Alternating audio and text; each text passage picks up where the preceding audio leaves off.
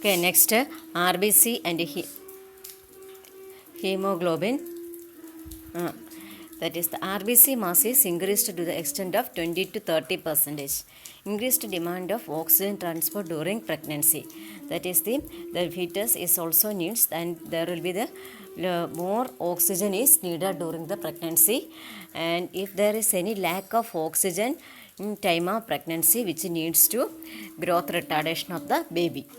Okay, then disproportionate increase in plasma and RBC volume produces state of hemodilution, fall in hematocrit.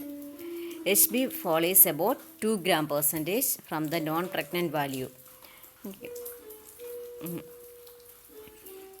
Then leukocytes and immune system. In the second and third trimester, the action of the polymorphonuclear leukocytes may be depressed, perhaps according to the increased susceptibility of pregnant women to infection.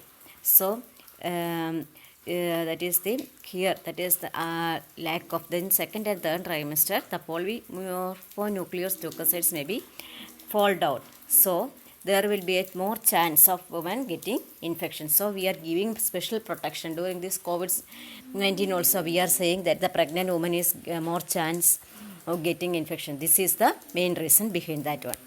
Total plasma protein increases from the normal 180 gram non-pregnant to 230 gram. Due to the hemodilution, increased plasma volume, the plasma protein concentration falls from 7 gram percentage to 6 gram percentage. Then the blood coagulation factor, pregnancy is a hypercoagulable state.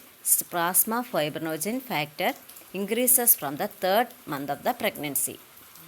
Then metabolic changes. General metabolic changes are total metabolism is increased due to the needs of the growing fetus and the uterus. Then basal metabolic rate is increased to the extent of 30%, higher than that of the average for the non-pregnant woman. Then protein metabolism, positive nitrogenous balance throughout the pregnancy. At time, the fetus in the placenta contain about 500 gram of protein, and the maternal gain is about 500 gram. Then carbohydrate metabolism, insulin secretion is increased in response to glucose and amino acids. Hyperplasia and hypertrophy of beta cells of pancreas. Increased insulin level favors lipogenesis, fat storage. This mechanism ensures continuously supply of glucose to the fetus. That lipogenesis we have seen, increased insulin level favors lipogenesis, fat is stored. And this mechanism, that is the insulin secretion is also increased we have seen. And this more production of this insulin and this fat is transported to the say glucose by the supply of glucose to the fetus.